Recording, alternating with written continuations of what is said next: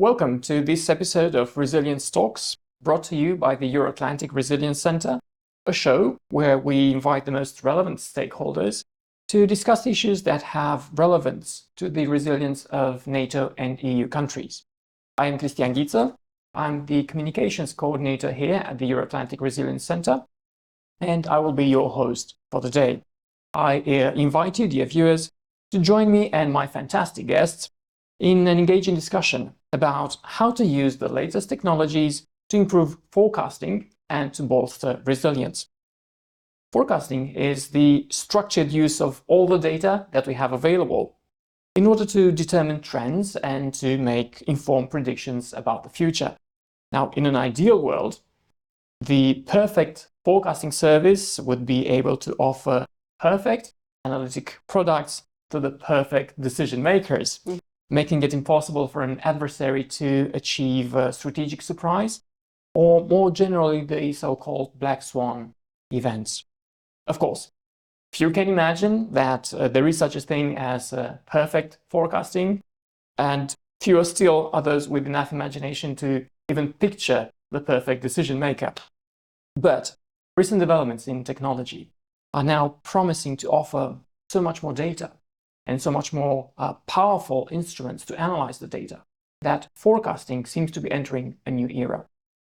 So we are honored to have with us today somebody who has been instrumental in pushing forward the field of forecasting. Professor Sundri Khalsa, welcome to Resilience Talks. Dr. Khalsa teaches at the National Intelligence University as well as the US Naval Academy. With an impressive career in the US Air Force, in the FBI, as well as in the Marine Corps, as an intelligence officer, as well as in academia. Dr. Khalsa is a specialist in developing quantitative and statistical methods to improve predictions. The book, Forecasting Terrorism, Indicators and Proven Analytic Techniques, is used as a manual by both the Marine Corps and the CIA, and has been hailed as a key tool for all who make policy and do intelligence analysis. Also with us, I'm glad to have Mr. Adrian Duță, the Vice President of the Euro-Atlantic Resilience Center. Mr. Duță has held various positions within the Ministry of National Defense of Romania, being an active officer with the rank of Colonel, qualified as an Air Force pilot and intelligence officer. He has also served as a defense attaché to the Hellenic Republic, the Republic of Cyprus, and the Portuguese Republic, as well as the head of intelligence, surveillance, reconnaissance department, and head of the Defense Intelligence Management Department within the Ministry of National Defense. He is active with the academic community as visiting lecturer at the National Defense University. For his activity, he has been awarded the Medal St. George's Cross, First Class, in 2018 by the Portuguese Chief of Defense, as well as other NATO and national distinctions and medals. Mr. Duță, welcome to your first episode of Resilience Talks. Thank you. And with this, I am turning over to our wonderful guests. Dr. Khalsa, what drove the evolution of forecasting as a field from essentially gut feeling to a much more structured, data-based approach? Frankly, I would say it was primarily the private sector. As I researched best practices, I found them to be primarily in the private sector rather than the intelligence community or in government. In the private sector, I think obviously profit is a powerful motivator. But in addition to that, they have the opportunity to observe the effects of their technique and whether it was actually effective. And, can even conduct controlled studies. So you can do an observational study or a controlled experiment and evaluate the success or effectiveness of techniques. And so I found them to be in effective techniques in medicine. Geologists, for example, deciding will oil be in the ground there. Also in finance, certainly. And in those fields, they have this advantage of getting quick feedback.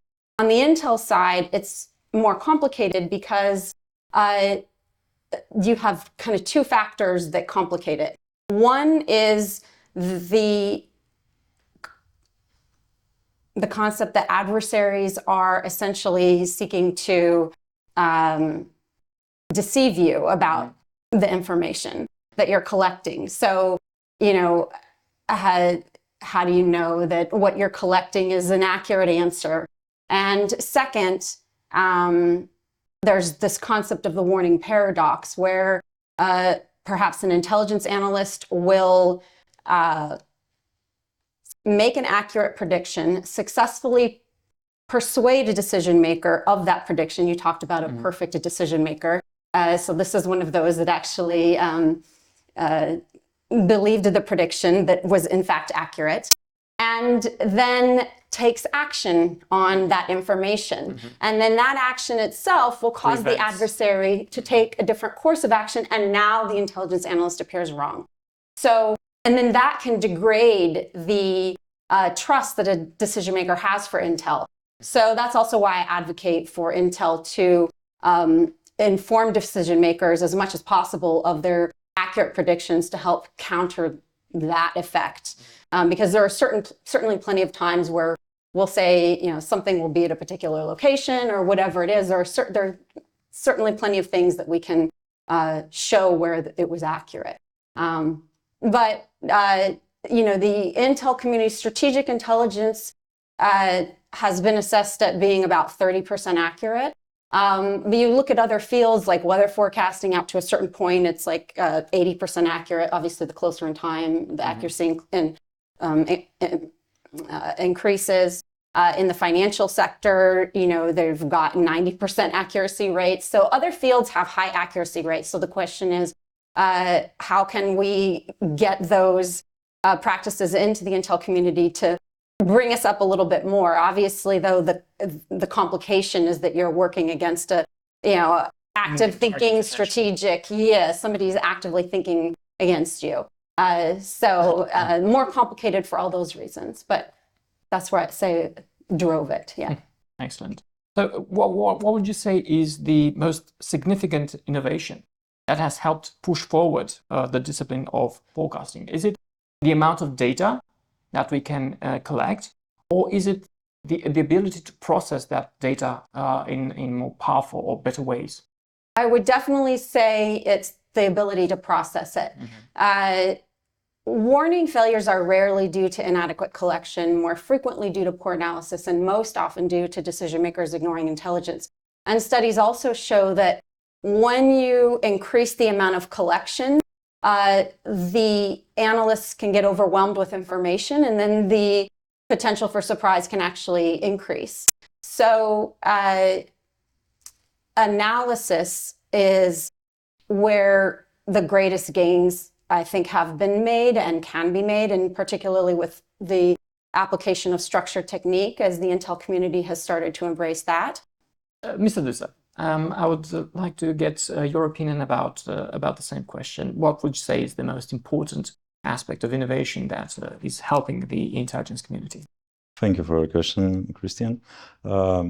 As a practitioner, I can say that forecasting is really difficult task for an intelligence service or for entity, doesn't matter, it's strategic studies institute or university. But in time, the technological progress and all the collection sensors and all the assets we have made possible to have a large amount of data to assess, to process. And the most important is that now we have also the program, the software program, to process those data. They are interesting and very important tools for analysts. But again, as a practitioner, I will keep the human intelligence over all this process, because in the end, we need to have a human assessment on data that we collected and processed with software and different sensors. Yeah, that's a very important point that you're making. because it's not just about counting capabilities. From the air, for example, that we just had a very important event talking about GeoInt and the ability of using space assets to collect data. And our guest did make the point that data is extremely abundant. But how then do you extract information from the data, useful, actionable information from the data? And the human aspect is so important because it's not just about counting the warheads. It's about also knowing how and when the decision makers would use them. And that can be very, very different. I can add that GeoInt is really important for target acquisition. And also, speaking about target acquisition, the last word belongs to human, because you can have a very well-designed target, but any mistake could be made by a machine. In the end, a human gave the order and pulled the trigger. This is really important. But this is not forecasting. This is the operational field. Indeed. But that brings us nicely to... May I add Sure, something? absolutely. Yeah, I wholeheartedly agree. And I think an important distinction, and there has been a bit of a historic debate on the use of intuition versus structured technique in the intel community. And I think some people think that, they don't recognize it's a false dilemma. You can actually have something called systematic process that incorporates both intuition and structured technique together. And in a sequenced set of steps, like I propose in what I've written, you have intuition applied at certain steps, such as developing the list of indicators. What should those list of indicators be? Assigning a priority to the indicators. How much weight should they carry in assessing whatever topic you're seeking to assess? And then how do you assess the anomaly level of an indicator? Intuition is used for developing question sets to capture the knowledge of the analysts in recognizing what would change, what would make would characterize an indicator as in a state of anomaly. And then, even if you use automated techniques to roll up these values that maybe an analyst starts plugging in, once you get a computer giving you an overall rating based on a predetermined decision you make, which is good to implement because it helps you overcome biases that might make you rate some information lower when really, in that situation, you have a bias that's causing you to do that, whereas in a generic setting where you're not thinking about it in a particular context, you would actually give something a greater weight. So you allow a computer to help you filter out bias, and then you then still allow a human being to go in and say, yes, I agree with the way that rolled up and that number. And if you keep bringing a human in at every level to quality check the decision the computer made for you based on the programming that you gave it, it helps to counter blindly following what a computer says. So I wholeheartedly agree, and that thought that you can only do structured technique or intuition is mischaracterization. It's important to combine both of them, and you must, because there's qualitative information which needs to be assessed without quantitative method. But correct me if I'm wrong. Yeah. So intuition here is a shorthand for experience, situational awareness, everything that an analyst has developed over time in terms of knowledge and getting a sense of the ground, of the operational territory that he's operating on, as opposed to just gut feeling. It's not just that.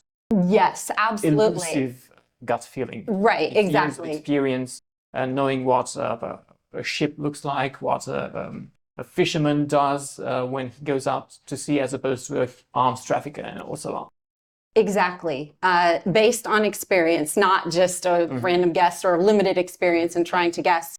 And in fact, studies show 10,000 hours of experience is what gives somebody quality intuition. There have been studies of chess players and taxi drivers, and them making assessments in their field, and they're more this intuition, this effective intuition seems to develop after 10,000 hours of experience in your field.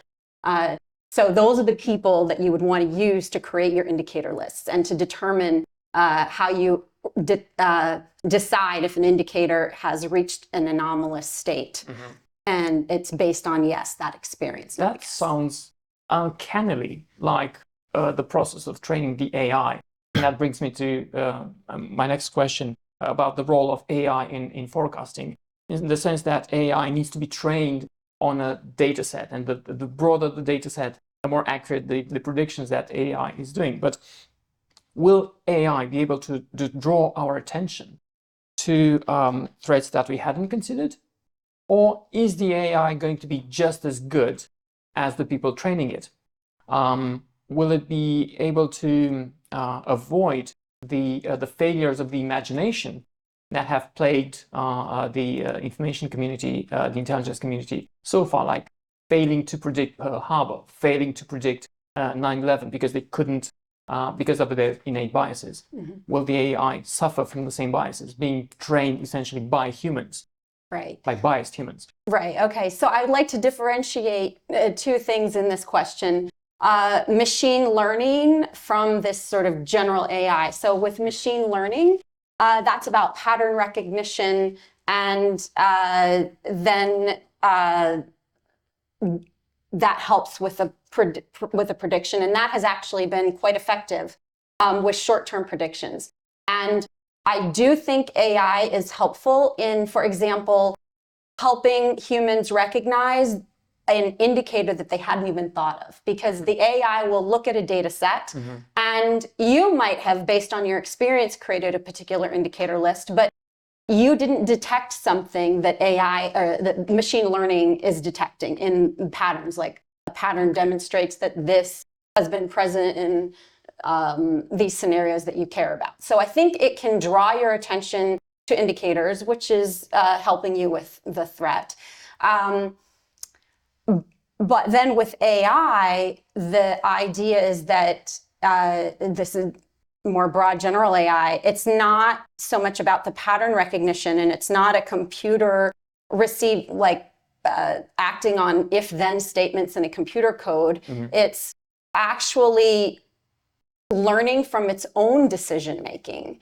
And some people characterize it as more akin to raising a child. So you don't actually have control over the decisions it's making, but you have an opportunity to influence them. I do think that AI has the potential to be being more creative and thinking of things that we haven't thought of. I do think that's possible. And on another, so I think that has the potential to be better at the long-term forecasting, which machine learning is not necessarily. But one interesting characterization that someone described was that if AI is seeking to just predict something out in the environment where nobody's kind of working against you in this effort at prediction, then AI can potentially be very successful. But if it's a situation where you have two competing AIs working against each other, then you might run into a situation where it's almost unpredictable. So maybe in some situations, we won't be able to predict. I mean, I guess unless one AI is smarter than the other one. But they're going to be beyond what humans are thinking about. But who knows? Maybe human intuition will somehow see beyond that. I don't know. That's a new world. Yes. I wonder. So what do you make of the impact of the AI in the field? I wonder what if AI will go with disinformation? How will be the impact if the AI will be responsible for disinformation? I think we should have this issue in mind. But I would like to bring in our discussion another issue, a comparison with 9/11, 2001, and February 2022. We remember that the failure for predicting 9/11 was the lack of intelligence sharing and cooperation between the services. And the situation is different now. we have artificial intelligence, we have machine learning, we have another capacities of our IT technology, and we can use them as a very good tool to process and analyze. But at that time, we have been in a different situation, and you probably remember that just few days before the invasion, the British intelligence service, the US intelligence service, predicted exactly the day when the Russians will invade Ukraine. It's a different approach, because at this time we can discuss about the ability, the capability of an intelligence service to predict with accuracy an event that will occur. In the past, we didn't have this ability. In conclusion, I think the artificial intelligence is a very good tool for intelligence services, but not only, for all the entities that are trying to forecasting and to foresight, to make the strategic foresight. And that goes to banking sector and all the other fields that Dr. Khalsa has mentioned in the beginning about yes, geological services, financial sector. Yes, the applicability of this technology is available for all the sectors, and it will be a new revolution, let's say, from this point of view. Actually, I think this is concern of our scientists about the pace of development of the technology, and the difference between the pace that humans could regulate this issue, and we have to be careful with this aspect.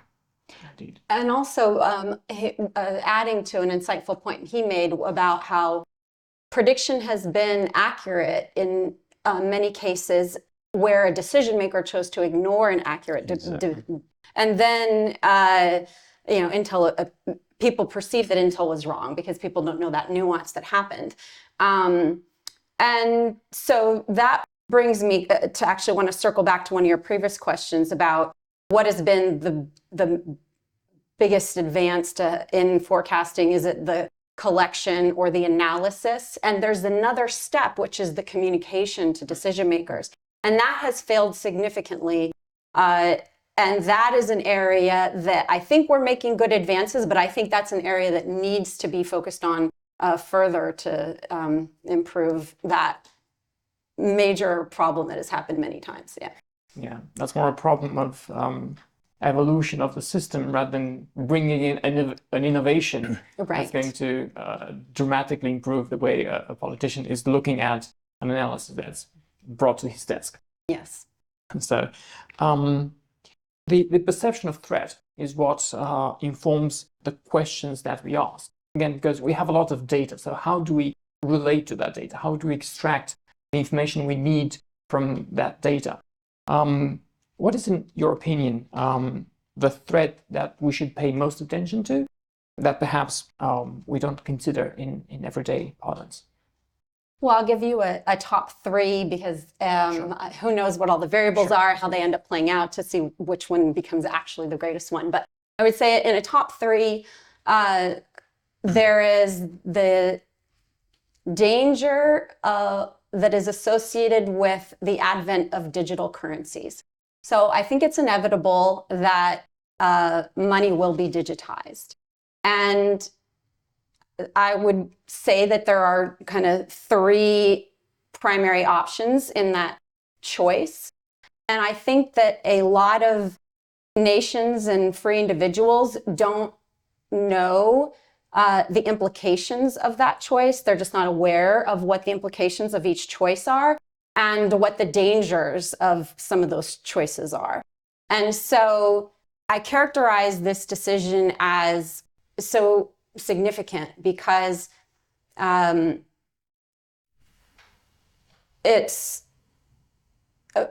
is the primary tool of an economy and can destroy an economy and a government if it fails. So it's I'd say one of the most important economic decisions nations have ever faced. And second, an extremely important security decision. So I say it for these three reasons. First, as I mentioned, money is the primary tool of an economy. It can destroy an economy and a government if it fails. Second, money is the fundamental tool that a government uses to maintain its security forces. So if the money fails, then security forces become extremely weak or fail. Second, all nations are facing this choice simultaneously. So any nation's individual choice is immediately in comparison, in like a direct comparison of every other country's choice. And then also, never before have we seen forms of money that have such extremely different implications on government power. So in one extreme, you have central bank digital currency, which essentially gives a government unhindered power to control money. And even if that began with benevolent policies and software, the problem is it's always vulnerable to corruption, and it gives total power over money. And of course, corruption philosophy says absolute power corrupts absolutely. So it's just highly vulnerable to really bad corruption. Or authoritarian tendencies. Yes, exactly. Instant freezing, instant seizure, instant taxation, controlling exactly where you can spend it, how much you can spend, all of that. Exactly. The alternative that is a completely opposite extreme is Bitcoin or something like it. But never before has a currency offered individuals such absolute freedom in the way they spend money. And a government cannot control the total count of the Bitcoin that will ever exist. It's capped at 21 million per its algorithm. You'd have to get 51% of the community to agree to change that, and it's not in their financial interest to do so because it would devalue the currency. So this form of money comes with advantages and disadvantages. Some people point out that you can't get criminals as easily.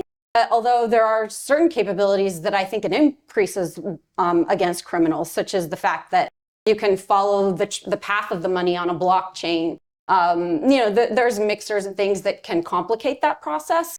But you can follow the money a lot farther that doesn't require search warrants that you might have to wait for somebody to agree to cooperate with. First, you got to get a judge to agree, then you got to serve it to the person or the entity, and then maybe they cooperate, maybe they don't, especially if they're a foreign country. To issue warrants to search Bitcoin archives. Right. So there's Blockchain Explorer. So that can be done easily on a blockchain.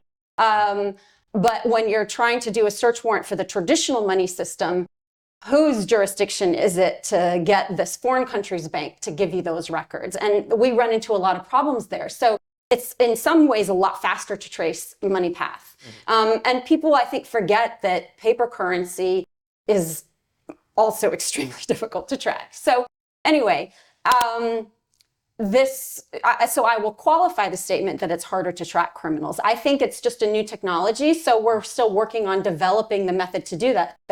Criminals and individuals are faster at adapting to new technologies that develop than organizations and institutions and bureaucracies. So our methods to catch criminals are still catching up to what criminals have done, but I think there's a lot of capabilities to get at criminals. But anyway, the point is, some people say, one of the disadvantages of Bitcoin is this ability to not restrict criminals. Again, Bitcoin is just shorthand for any type of blockchain-based currency. I'm glad you asked that, because actually, I would differentiate Bitcoin from what people call altcoins, alternative coins, which many do not have the same characteristics of Bitcoin that give this absolute freedom over money. So there are what are called more centralized cryptocurrencies, which sounds counterintuitive because they are on a blockchain with consensus mechanisms, but they are started by an organization that has the ability to actually change the consensus mechanism at any point in time. For example, you've seen that with Ethereum. They moved from proof of work to proof of stake. So, and for that reason, you cannot necessarily rely on that particular digital currency to be unchanged. So that's one difference. And people have been attacked. A lot of them haven't proven themselves also in terms of security the way Bitcoin has. Bitcoin has been around now for 13 years and has constantly been a target of attack, and no one has ever successfully counterfeited a Bitcoin. If you look at the history of monies, many monies have been counterfeited. Bitcoin has never once been successfully counterfeited. And do we really trust that a digital currency, would have better software than what Bitcoin developed? And you're going to base your entire country's financial system on software that hasn't demonstrated 13 years of resilience to attacks. And anyway, that's I'm going to talk about this whole topic in far more detail at a later date here in Romania, but those are some of the highlights of why I say that this is such an extremely important decision. Okay, you mentioned three threat to threats. So one was the adoption of digital money. The other two threats that you had in mind? Oh, no, I just was picking that one. Yes. I see. So in your evaluation, what are the threats that we should be paying attention to? I would like to put in context what Professor Khalsa said. I think one of the most important threats to our global stability is the competition between the great powers and all the tools that they use, the hybrid threats together with the classical one that brings to us the nuclear threats at the highest level possible in history.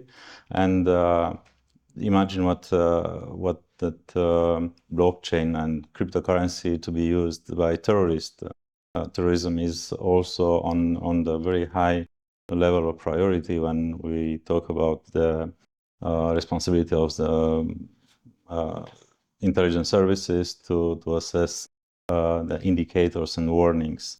And speaking about technology, this is really helpful to have very accurate assessment on these indicators, because they are useful for us to know if it's a regular situation, if it's normal, we can stay without any concern about what is going to happen, or it's orange and red when the security is in danger. I think it's really important to pay attention to technology, to put the emerging and evolving technology to work for us, not to let the technology to become disruptive and dangerous for our security situation.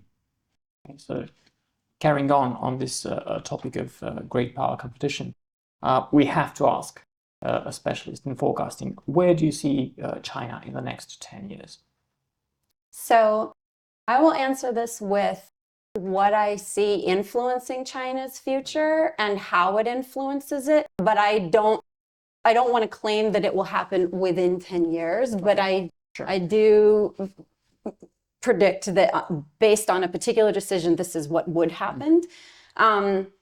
And pardon, I also just want to quickly circle back to the previous question regarding the opposing opinion of Bitcoin versus central bank digital currency.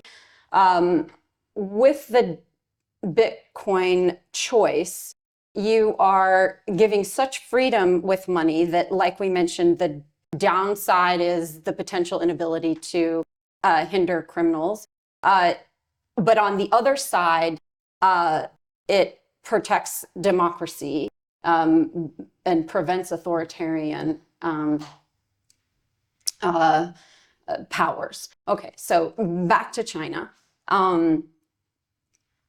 I think that a major factor that will influence China's future is this choice of Bitcoin versus central bank digital currency. China has gone down the path of central bank digital currency. Okay, so you're saying that we have an authoritarian political system that chooses a digital currency that fits their own agenda and their own view of at least their own state, if not the world. Correct. And to assess the winning choice between these two options, I do a systematic evaluation of money types to include our current system with paper money and a bit of digital money in the mix, because we already have financial transfers digitally, but it's not the same thing as central bank digital currency. So evaluating the current system, even gold, to compare it with a form of money that had functioned decently for 5,000 years, but all forms of previous money failed in one of the 5-6 properties that you want ideally in money. So because they failed on those other properties, then we transitioned kind of to something else. And so gold, our current system, Bitcoin, central bank digital currency, and then alternative cryptocurrencies as a broad category, lacking some of the characteristics that Bitcoin has. So I do a systematic evaluation of currency types using a scoring system to help try to predict the winner in these choices. And then second, a game theory analysis on the question of, in the strategic competition between China and the United States, which choice will yield the winning, the highest payoffs, the winning payoffs. And between 3 options, Bitcoin or something like it, central bank digital currency, or both of them. And I also look at the question of, is it possible for those to coexist peacefully? And if so, how can we facilitate that? And because I believe in choices, so if somebody wants to attempt to make a CBDC work, fine. But as long as you're giving choices to free individuals. And so if you can make them coexist peacefully, how can we facilitate that? And then if that happens, is the population going to continue to use both of them, choose both of them indefinitely, place their wealth in both forms indefinitely? Or is money kind of a winner-take-all scenario in the end where one of them will emerge on top? So I do this game theory analysis to inform that. And in the end, I predict that countries that choose a central bank digital currency will fall like the Roman Empire, and countries that choose Bitcoin will gain the world's wealth. People will move their money there instead, where that is an option. And that where central bank digital currency is chosen, eventually the currency will be debased, because governments historically have been unable to resist the temptation to implement money printing. It's known as the hidden tax. People aren't quite aware of the fact that their money is being debased, and so then the government has obtained more money from money printing, but the value of their money has gone down, so it's a kind of hidden form of tax. And so over time, the idea is that the currency will be debased and the government will become weaker. Meanwhile, people who are pressed with central bank digital currency will eventually push back on the government, and that it won't last. So I don't see, if China is using the central bank digital currency, that their power lasting forever with that. But maybe it would take more than 10 years for that to flip. Mr. Duță, what's your take on China? Speaking about China, I have to emphasize that China is one of the challenges that NATO already mentioned in the strategic concept. And this issue comes after the common assessment that China is following the fundamental objective to become prominent in the region and also a global power. China doubled the defense budget, and they are doing now a very intensive armed forces reform. And apart from this, they are on their path to develop the technological field, and they have very good results in this field. Hopefully, China will be the right side of history and will continue to do whatever it needs to contribute to the development of global well-being.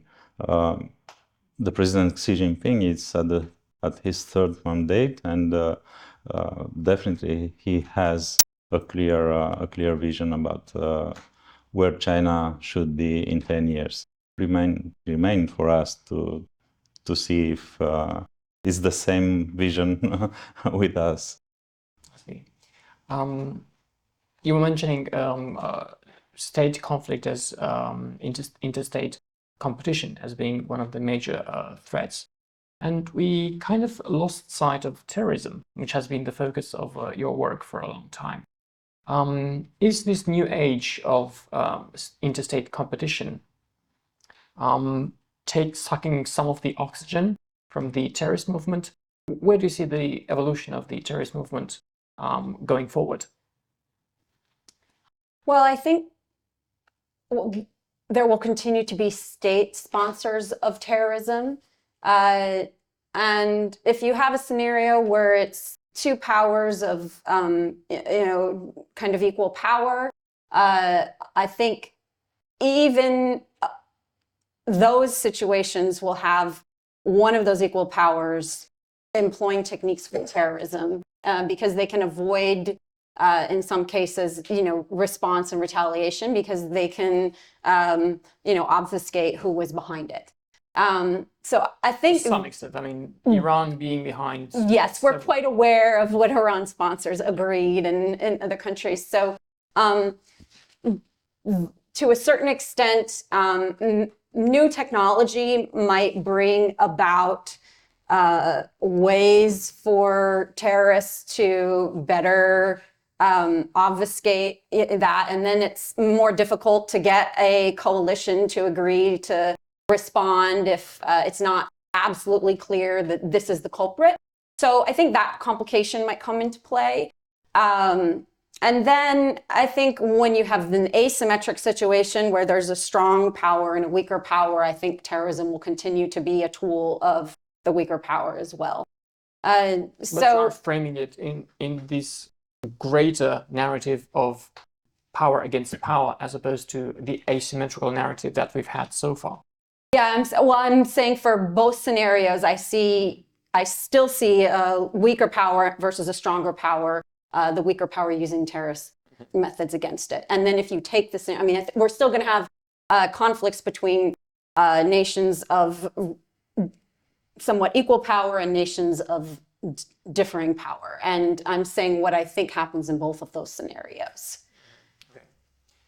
Do you think that terrorism is going to ever again attempt statehood like the Islamic State tried to do? Where do you see the evolution of terrorism? Terrorism, in my opinion, remains one of the most one of the threats to the international security, and we witnessed the loss of some leaders of the terrorist groups like ISIS and Al-Qaeda in 2022. Also, they lost the access to money and they lost territorial advantages. But terrorism remains one of the most important threats. And we have to pay attention because the situation in Afghanistan, it's new, and Afghanistan could become again hotbed for terrorists. We have there the ISIS Khorasan that are fighting with Taliban, but we should not miss the point that that area could create another terrorist group or to contribute to the development of the group that act in that country. And it's really important to understand that the security situation, that it's not very safe in an area, could bring some of the terrorist groups to act in that area and to develop without any restriction. And carrying on this issue of terrorism, sometimes state-sponsored terrorism, sometimes states themselves acting like terrorists. What's your take on the future of the conflict in Ukraine? Conflict in Ukraine, it's the biggest threat we have in vicinity, and we are deeply involved, and we pay attention to this issue. From the center, Euro-Atlantic Center for Resilience, we are in contact with our partners there, and we try to do our best in order to support their capacity to resist and to improve their resilience. It's admirable what we've seen, because since 2014 till now, Ukraine succeed to have a better training and preparation, and they are in a better condition now to resist those atrocious attacks from Russian soldiers. It's really hard to predict if the conflict in Ukraine will end soon or will last for a long time, because we have two enemies with different possibilities. Let's say Russia, even that proved to be a big surprise from military perspective, they still have a lot of resources, and they could produce very big damages to the Ukrainian people. On the other side, Ukraine received a lot of support from international community, and this definitely should continue to defend their territory and to be able to resist, because the fight, the Ukrainian fight, it's survival one. They don't have any other chance than to fight. And this is our role, to support them and to help them. Probably it's better to think what are the best ways to support them in order to be winners in this conflict. Thank you. Dr. Khalsa, what's your take on this war, which is the most important thing happening in this side of the world right now? So I think alliances are clearly what create very strong resilience for a country. And thankfully, the Ukraine has the backing of a very strong alliance. And that's another reason that I am excited about this organization here, because of the way that it develops and cultivates alliances. And leave it at that. Thank you. Dear viewers, this concludes our episode for the day. We've had a very interesting talk. Thank you, Dr. Khalsa. Thank you, Mr. Duță, for your very insightful utterings. And we'll be with you next time for another very interesting episode of Resilience Talks.